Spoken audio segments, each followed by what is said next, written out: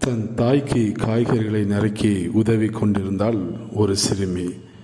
கத்தி சற்று கூர்மையாக இருந்ததால் லேசாக விரலில் கீறி மெல்லிய காயம் ஏற்பட்டது. உடனே சிறுமிக்கு கத்தியின் மேல் அதிக கோபம் வந்தது. நீ கூர்மையான கத்தியாய் இருப்பதால் தானே இப்படி என் கையில் காயம் ஏற்படுத்தி விட்டாய் என்று கூறி கத்தியை மலங்கடிக்கும் வண்ணமாக ஒரு கல்லில் அடித்து கொண்டே இருந்தாள்.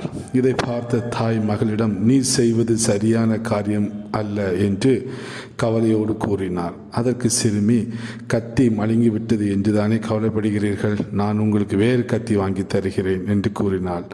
உன் கையில் இருந்த லேசான காயம் அதிகமாகி இரத்தம் வழிவதை குறித்தே நான் கவலைப்படுகிறேன். கத்தியை பழிவாங்குவதாக நினைத்து கொண்டு உன் துன்பத்தை அதிகரித்து கொண்டாயே என்றார் தாய். நம்மை சுற்றி காயப்படுத்தும் மனிதர்கள் மற்றும் சூழ்நிலைகள் இருப்பது உண்மைதான். ஆனால் ஒவ்வொரு காயத்திற்கும் பழிக்கு பழி என்றால் நம் காயம் அதிகரிப்பதை தவிர்க்க இயலாது. பழி வாங்கும் எண்ணத்தை நாம் விட்டுவிட வேண்டும்.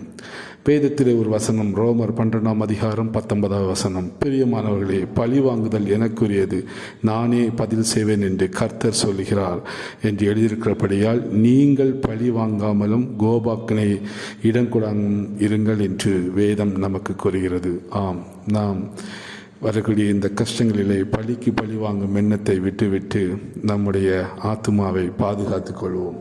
கர்த்தர் தாமே இந்த வார்த்தைகளை ஆசீர்வதிப்பாராக. ஆமேன்.